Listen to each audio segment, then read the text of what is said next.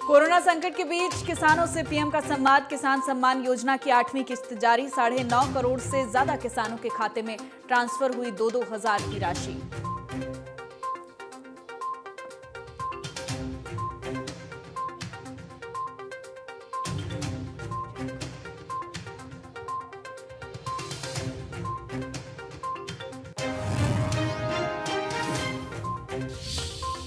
देश में जारी है कोरोना का कहर। 24 घंटे में मिले 3,43,000 से ज्यादा मरीज, 3,997 मौत। महाराष्ट्र और दिल्ली में कम हुए केस। वैक्सीनेशन की धीमी रफ्तार ने बढ़ाई चिंता।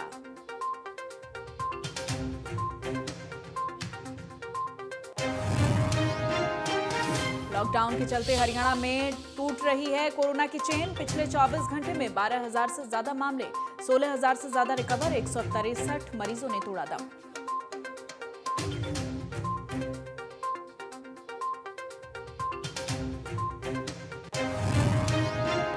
लॉकडाउन में अवैध तरीके से शराब बेचने वालों पर सीएम फ्लाइंग की सख्ती। खरौंडा में ठेके को किया गया सील। 2 कर्मचारियों को भी किया गया गिरफ्तार।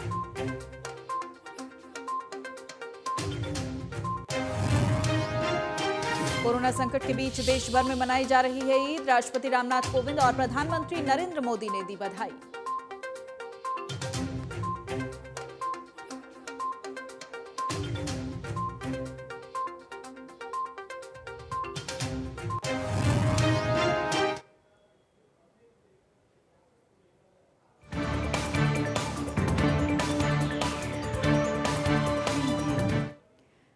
नमस्कार, स्वागत है आपका फटाफट 100 में। आपके साथ मैं हूं सोनल दहिया। खबरों की शुरुआत करेंगे। प्रधानमंत्री नरेंद्र मोदी ने पीएम किसान सम्मान निधि की 8वीं किस्त जारी की है। इसके तहत 9 करोड़ 5 लाख लाभार्थी किसान परिवारों के लिए 19,000 करोड़ रुपए से ज्यादा की राशि जारी की है। प्रधानमंत्री मोदी ने कार्यक्रम से जुड़े किसानों से बात भी की। प्रधानमंत्री मोदी ने कहा कि इससे छोटे किसानों को फायदा हो रहा है। पीएम मोदी ने कहा कि इस साल अभी तक बीते साल की तुलना में लगभग 10% ज्यादा गेहूं एमएसपी पर खरीदा जा चुका है। अभी तक गेहूं की खरीद का लगभग 58,000 करोड़ रुपया सीधे किसानों के खाते में पहुंच चुका है। पीएम ने कहा कि खेती में नए समाधान, नए विकल्प देने के लिए सरकार कोशिश कर रही है। जैविक खेती को बढ़ावा देना प्रयास है। इन फसलों में लागत कम हो और इनकी कीमत ज्यादा। पीएम मोदी ने कहा कि हमारे सामने एक अदृश्य दुश्मन है जो बहरूपिया भी है। ये है कोरोना वायरस। भारत हिम्मत हारने वाला देश नहीं है और ना ही भारतवासी हिम्मत हारेगा। देश में कोरोना के नए मामलों ने फिर 3.5 लाख का आंकड़ा पार कर लिया है। 2 दिनों तक 4,000 से ज्यादा रहने के बाद मौत का आंकड़ा आज कुछ कम रहा। बीते 24 घंटे में देश में संक्रमण के 3,43,000 मामले सामने आए हैं, जबकि 3,997 मरीजों की मौत हो गई। महाराष्ट्र में कोरोना के 42,582 नए केस मिले हैं। 24 घंटे में 850 मरीजों की मौत हो गई। राज्य में अब तक 78,000 लोगों की कोरोना से मौत हो चुकी है। दिल्ली में 24 घंटे में 10,000 से ज्यादा केस मिले हैं। 308 मरीजों ने दम तोड़ दिया। दिल्ली में अब 77,000 से ज्यादा केस एक्टिव। दिल्ली के सीएम अरविंद केजरीवाल ने प्रेस कॉन्फ्रेंस कर बताया, दिल्ली में संक्रमण दर घटी है। दिल्ली में अब 3,000 बेड खाली हैं। गंभीर मरीजों की संख्या कम हुई है। दिल्ली सीएम ने कहा कि लोगों ने लॉकडाउन के दौरान नियमों का पालन किया है। आगे भी सख्ती से लॉकडाउन का पालन करें। अब ढीले हुए तो कोरोना केस बढ़ेंगे। प्रदेश में कोरोना के 12,286 से ज्यादा केस मिले हैं, जबकि 16,041 मरीजों ने कोरोना को मात दी है। 24 घंटे में 163 कोरोना मरीजों ने दम तोड़ दिया।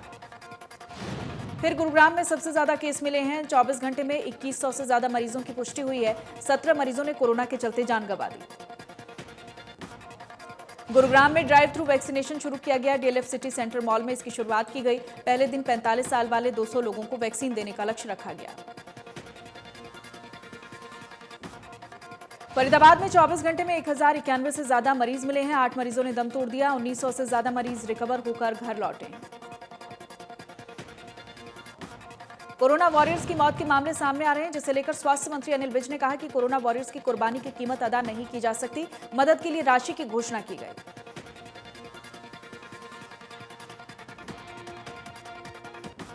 एनसीआर के गांवों में कोरोना के बढ़ते मामलों पर अनिल विज ने कहा, सभी गांवों के लिए योजना तैयार की गई है। सभी गांवों में कोरोना केयर सेंटर बना दिए गए हैं। टीम घर घर जाकर चेकिंग करेगी। अनिल विज ने दोबारा किसानों से अपील करते हुए कहा, कोरोना बीमारी एक दूसरे से फैलती है, अपनी जिंदगी को भी खतरा है और दूसरों की जिंदगी को भी, इसलिए टेस्ट जरूर करवाएं। वैक्सीनेशन की दूसरी डोज में गैप को लेकर विज ने कहा कि समय इसलिए बढ़ाया गया क्योंकि इसमें जितना ज्यादा समय होगा उतनी फायदेमंद होगी। विज ने कहा कि हमारे पास वैक्सीन की कोई कमी नहीं है। कैथल में महिला एवं बाल विकास राज्य मंत्री कमलेश ढांडा ने कोरोना को लेकर समीक्षा बैठक की है, जिसमें सांसद नायब सैनी विधायक लीलाराम मौजूद रहे। कमलेश ढांडा ने कहा, कोरोना संकट में सभी अधिकारी इसी तरह से मुस्तैदी से काम करते हुए कोरोना संक्रमितों को और ज्यादा स्वास्थ्य सेवाओं का लाभ देते रहें। जिले में 10 नए वेंटिलेटर और आए हैं। कमलेश ढांडा ने कहा कि ऑक्सीजन का कोटा भी बढ़ाया गया है, इस समय लोग भी सहयोग करें ताकि सभी मिलकर कोरोना को हरा सकें। राज्य मंत्री ने कहा, जिले में चीज की जरूरत होती है तो तुरंत उनके संज्ञान में लाएं ताकि इस समय जरूरी कदम उठाए जा सके। सोनीपत के सिविल हॉस्पिटल में ऑक्सीजन के दूसरे प्लांट का काम शुरू कर दिया गया है। करीबन 90 लाख की लागत से दूसरा प्लांट सिविल हॉस्पिटल में लगाया जाएगा। प्लांट में 220 ऑक्सीजन सिलेंडर रोजाना की क्षमता के साथ हॉस्पिटल को पूरी तरह से आत्मनिर्भर बनाया जाएगा। सोनीपत में लगने वाला ये प्लांट करीबन 90 लाख रुपए की लागत से तैयार किया जाएगा। जानकारी के मुताबिक इस ऑक्सीजन प्लांट की तर्ज पर हरियाणा के 16 जिलों में इसी तरह के ऑक्सीजन प्लांट लगाए जाएंगे और प्लांट का सिविल और इलेक्ट्रॉनिक काम NHAI से करवाया जाएगा। कुरुक्षेत्र में प्रशासन की मनमानी को लेकर दर्जनों प्राइवेट एम्बुलेंस चालक अपनी एम्बुलेंस के साथ थीम पार्क में इकट्ठा हुए हैं और सांकेतिक धरना दिया। एम्बुलेंस चालकों ने मांग करते हुए कहा, एम्बुलेंस को ऑक्सीजन और सैनिटाइजर उपलब्ध करवाए जाएं और कम से कम 50 किलोमीटर का किराया फिक्स किया जाए। एम्बुलेंस चालक समेत लोग दवाइयों से लेकर ऑक्सीजन सिलेंडर की कालाबाजारी करने से बाज नहीं आ रहे हैं। सोनीपत में एम्बुलेंस चालक और डॉक्टर की मिलीभगत से कोरोना मरीज के परिजन से 57,000 रुपए वसूल लिए गए। मरीज के परिजनों ने आरोप लगाया कि हॉस्पिटल की लापरवाही के साथ साथ एम्बुलेंस चालक ने मजबूरी का फायदा उठाकर पैसे वसूले। पीड़ित परिवार अपने सदस्य को खो चुका है, लेकिन बाकी लोगों के साथ अवैध वसूली न हो, इसको लेकर परिवार ने मुख्यमंत्री, स्वास्थ्य मंत्री समेत जिला उपायुक्त से ट्वीट कर शिकायत भेजी है। लॉकडाउन को लेकर महम पुलिस सख्त हो गई है। बेवजह बाजार में घूमने वाले और बिना इजाजत वाले दुकानदारों को बख्शा नहीं जाएगा। ये भीड़ ग्राहकों की नहीं बल्कि दुकानदारों की है, जिनकी दुकानें खोलने की इजाजत नहीं मिली है, लेकिन वो इस ताक में बैठे रहते हैं कि ग्राहकों को दुकान का शटर उठाकर सामान बेचने का मौका मिले। SHO और सिटी इंचार्ज पुलिस फोर्स के साथ बाजार में पहुंचे, भीड़ को हटवाया। SHO ने ऐसे सभी दुकानदारों को घर भेज दिया जिनको दुकान खोलने की इजाजत नहीं थी। जोलाना के ग्रामीण क्षेत्रों में लॉकडाउन का पालन करवाने के लिए फ्लैग मार्च निकाला गया। फ्लैग मार्च का नेतृत्व DSP पुष्पा खत्री और धर्मवीर ने किया। ग्रामीण क्षेत्रों से गुजरते हुए पुलिस अधिकारियों ने अनाउंसमेंट करते हुए कहा कि लोग अपने घरों में रहें, घरों के बाहर न निकलें। अगर कोई लॉकडाउन का उल्लंघन करता है तो कानूनी कार्रवाई की जाएगी। लजवाना कला में जब पुलिस फोर्स पहुंची तो लोगों के बीच हड़कंप मच गया और बाहर बैठे लोग घरों की ओर भागने लगे। दुकानदारों से भी लोग भागते हुए नजर आए। DSP ने कहा कि ग्रामीण क्षेत्र के लोगों को पेट्रोलिंग पार्टी और पुलिस समझा रही है कि वो नियमों का पालन करें, बेवजह घर से बाहर ना निकलें। लॉकडाउन को सफल बनाने के लिए दादरी पुलिस ने सख्ती अपनाई है। रात को हर नाके पर पुलिसकर्मी तैनात रहते हैं और आने जाने वाले हर वाहन की गहनता से जांच की जाती है। DSP ने रात को लगे नाकों का निरीक्षण किया, कर्मचारियों को जरूरी दिशा निर्देश दिए हैं। इस दौरान कुछ लोग बेवजह घूम रहे थे, उनके चालान भी काटे गए। लॉकडाउन के दौरान हरियाणा रोडवेज विभाग को रोजाना लाखों का घाटा हो रहा है। कैथल में 10 दिनों के लॉकडाउन में रोडवेज को 70 लाख का घाटा हुआ। पहले कैथल डिपो में रोजाना 10 लाख रुपए की कमाई होती थी, पर अब हर रोज 7 लाख का घाटा हो रहा है। बीजेपी प्रदेश अध्यक्ष ओम प्रकाश धनखड़ ने बीजेपी के जिला प्रभारियों और मोर्चा प्रभारियों की नियुक्ति की है। रेवाड़ी में लॉकडाउन में भी शराब की खरीद जारी है। शाम ढलते शराब के ठेकों पर भीड़ उमड़ पड़ती है। ज्यादातर ठेकों पर शराब की कालाबाजारी हो रही है। धरौंडा में कोरोना काल में सरकार के प्रतिबंध के बावजूद शराब ठेकों पर बिक्री जारी है। सीएम फ्लाइंग टीम ने शराब ठेके से हो रही बिक्री का भंडाफोड़ किया है। ठेके पर शटर की छोटी सी खिड़की से शराब बेची जा रही थी। छापेमारी में टीम ने बंद ठेके के अंदर बैठकर शराब बेच रहे 2 कारिंदों को गिरफ्तार किया है। ठेकों को सील कर दिया है। घरौंडा में अब तक 3 शराब ठेकों को सील किया जा चुका है। सीएम फ्लाइंग, एक्साइज विभाग और गुप्तचर विभाग के अधिकारियों ने संयुक्त टीम का गठन कर रेड की कार्रवाई की है।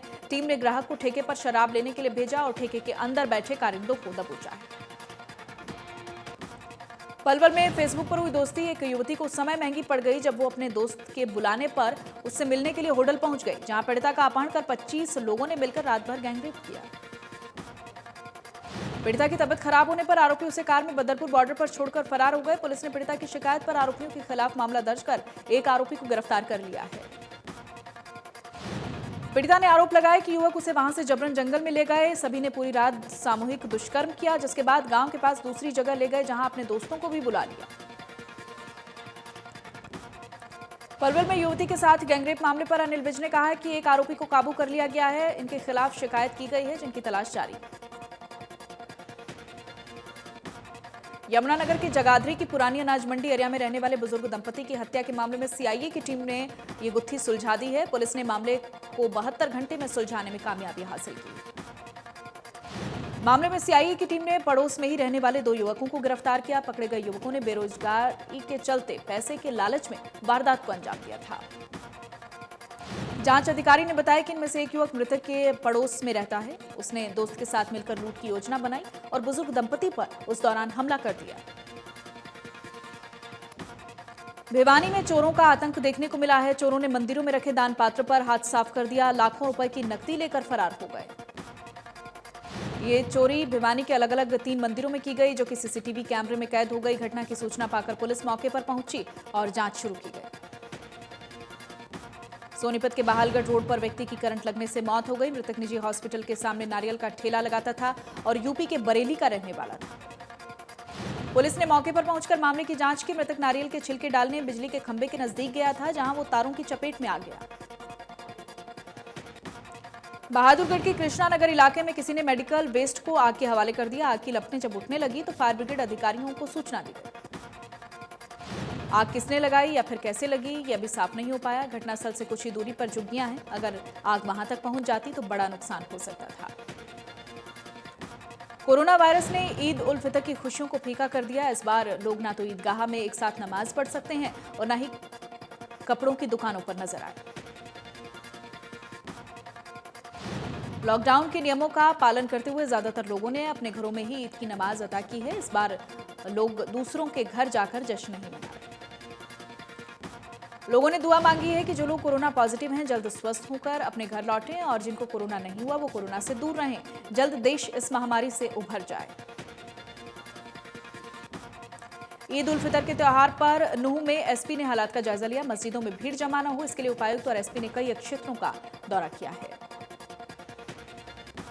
उपायुक्त ने कहा है कि वो जिले के लोगों को ईद के पर्व की मुबारकबाद देते हैं और साथ ही अपील करते हैं कि बुजुर्ग और बच्चे घरों से बाहर न निकलें। फरीदाबाद में ईद पर नमाज अता की गई। कोरोना गाइडलाइन को ध्यान में रखते हुए 11 लोगों ने मस्जिद में नमाज अता की। देश में शांति, सौहार्द और आपसी भाईचारे के लिए दुआ की गई। चरखी दादरी में लोगों ने ईद का त्योहार बड़ी धूमधाम से अपने घरों में मनाया। मस्जिद में न जाकर घरों में रहकर नमाज अता की।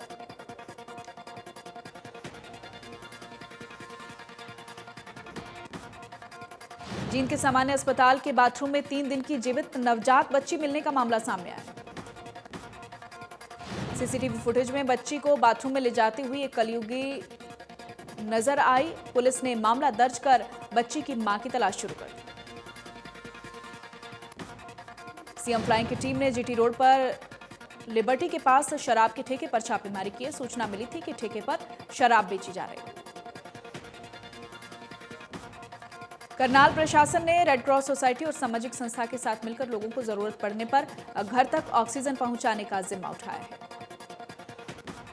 अब अगर करनाल में किसी को घर पर सिलेंडर में ऑक्सीजन चाहिए तो oxygenhry.in पर जाकर अपने आप को रजिस्टर करें, सारे नियमों को पढ़ें, उसके बाद सारी जानकारी दें और फिर उसके बाद सिलेंडर समय पर घर पहुंच जाएगा। कोरोना महामारी से निपटने के लिए नूह जिले में ऑक्सीजन का प्लांट लगना शुरू हो गया है। जिले का ये पहला ऑपरेशन प्लांट अल आफिया सामान्य अस्पताल मांडीखेड़ा में लगाया जा रहा है। National highway authority of India और डीआरडीओ से संयुक्त सौजन्य से ये प्लांट लगाया जा रहा है, जिससे कोरोना के मरीजों को राहत मिलेगी। कोरोना योद्धाओं के सम्मान में करनाल से सफाई कर्मचारियों के ऊपर पुष्प वर्षा की गई, साथ ही उन्हें मेडिकल किट दी गई ताकि वो अपने स्वास्थ्य का ध्यान रख सकें। हरियाणा के स्वच्छ भारत मिशन के वाइस चेयरमैन ने नगर निगम के सफाई कर्मचारियों का हौसला बढ़ाया है। महम में बीकानेर से पलवल लकड़ी के गुटके लेकर जा रहे ट्रक चालक से कुछ लोगों ने मारपीट की। ट्रक चालक का कहना है कि उनमें से कुछ ने पुलिस की वर्दी पहनी थी और खुद को पुलिसकर्मी बताया था। ट्रक ड्राइवर का कहना है कि आरोपियों के खिलाफ सख्त कार्रवाई की जाए। पुलिस चौकी इंचार्ज ने बताया कि ट्रक ड्राइवर ने शिकायत दर्ज करवाई है, मामले की जांच की जा रही है। पंचकुला के सेक्टर 21 के गांव महेशपुर में युवक ने होटल के कमरे में फांसी का फंदा लगाकर आत्महत्या कर ली। युवक होटल में काम करता था। युवक होटल में 10 साल से सफाई का काम करता था। शराब पीने का आदी था। बताया जा रहा है कि उसका लीवर का इलाज चल रहा था, इसी वजह से वो काफी परेशान था। देश में बढ़ते कोरोना के मामलों के बीच प्रधानमंत्री नरेंद्र मोदी 20 मई को एक बड़ी बैठक में शामिल होंगे। पीएम ज्यादा प्रभावित जिलों के जिलाधिकारियों से चर्चा करेंगे। ये पहली बार होगा जब पीएम सीधे तौर पर राज्यों के जिलाधिकारियों से चर्चा करेंगे। बैठक में 10 राज्यों के 54 जिलाधिकारी जुड़ेंगे। बैठक के पहले दौर में 20 मई को उत्तर प्रदेश, पश्चिम बंगाल, छत्तीसगढ़, पुडुचेरी, राजस्थान, महाराष्ट्र, झारखंड, उड़ीसा, केरल और हरियाणा के जिलाधिकारी शामिल होंगे। इसके बाद बाकी बचे जिलाधिकारियों से पीएम बातचीत करेंगे। बताया जा रहा है बैठक में जिलों में कोरोना के हालात के साथ साथ वैक्सीन के प्रोसेस को बढ़ाने पर मंथन होगा। कांग्रेस नेता राहुल गांधी ने कोरोना संकट को लेकर एक बार फिर से पीएम नरेंद्र मोदी पर निशाना साधा। राहुल ने ट्वीट किया, पीएम वैक्सीन, ऑक्सीजन और दवाओं के साथ गायब हो गए। राहुल गांधी ने ट्वीट में लिखा कि अब सिर्फ सेंट्रल विस्टा दवाओं पर जीएसटी और पीएम के फोटो ही बचे। इससे पहले भी राहुल कोरोना को लेकर सरकार को कई बार घेर चुके हैं। सरकार के राष्ट्रीय टीकाकरण तकनीकी सलाहकार समूह ने कोविशील्ड टीके की 2 खुराकों के बीच अंतर बढ़ाकर 12 से 16 हफ्ते करने की सिफारिश की है। कोरोना की खुराकों के लिए बदलाव की बात कही गई। सरकारी परामर्श समिति ने कहा है कोरोना से पीड़ित रह चुके लोगों को स्वस्थ होने के बाद 6 महीने तक टीकाकरण नहीं करवाना चाहिए। दिल्ली के उप मुख्यमंत्री मनीष सिसोदिया ने कहा, दिल्ली में संक्रमण दर 14% हो गई है। नए मामलों में कमी आई है। अब अस्पतालों में अधिक बिस्तर उपलब्ध हैं और ऑक्सीजन स्थिति में भी सुधार हुआ है। मनीष सिसोदिया ने बताया कि दिल्ली को कोविड मामलों के चरम पर रहने के दौरान 700 मीट्रिक टन ऑक्सीजन की जरूरत थी, जो घटकर औसतन 582 मीट्रिक टन हो गई। दिल्ली के कोटे से बाकी राज्यों को ऑक्सीजन देने को कहा गया। देश में वैक्सीन की कमी का असर अब टीकाकरण पर भी देखने को मिल रहा है। दिल्ली सहित कई राज्यों में वैक्सीन की पर्याप्त व्यवस्था न होने की वजह से कई टीकाकरण केंद्र बंद कर दिए गए हैं। पिछले एक दिन में इसी वजह से 19 लाख लोगों को वैक्सीन लग गई है, जबकि उससे पहले ये आंकड़ा 24 लाख तक पहुंच गया था। दूसरी लहर से पहले देश के हर दिन 30 से 35 लाख लोगों को खुराक दी जा रही है। सरकारी आंकड़ों के मुताबिक बीते 2 दिन में ही वैक्सीन लेने वालों में करीब 5 लाख की कमी आई।